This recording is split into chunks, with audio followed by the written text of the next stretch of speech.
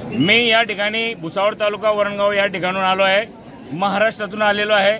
मी पत्रकार सुद्धा आहे, मी कीर्तनकार सुद्धा आहे। या ठिकाणची जी परिस्थिती आहे ती पाहता या ठिकाणचं जे नियोजन आहे, जनता जी आहे ती जनता कुठल्याच प्रकारे या ठिकाणी पोलिसांना आवरली जात नाही आहे। म्हणून जनतेने सर्वात आधी शांततेने, संयमतेने आणि मनामध्ये शांती बाळगून या ठिकाणी काम करायचं आहे। या ठिकाणचं जे नियोजन आहे हे वरिष्ठ स्तरावरती चालतं। त्यांनी सांगितल्याप्रमाणे आता दिवस निघाल्यानंतर काय स्थिती होईल त्याप्रमाणे या ठिकाणी होणार आहे।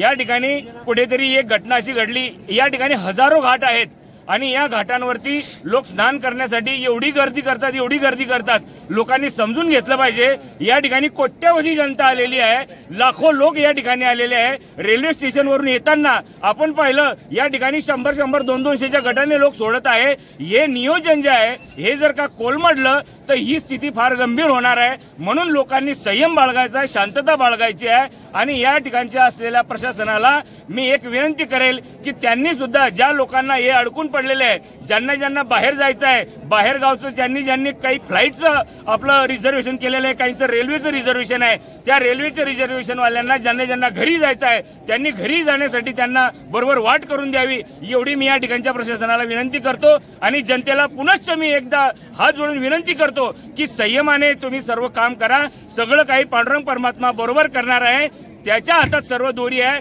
तुमच्या आपल्या मनाप्रमाणे इथे काहीच चालणार नाहीये।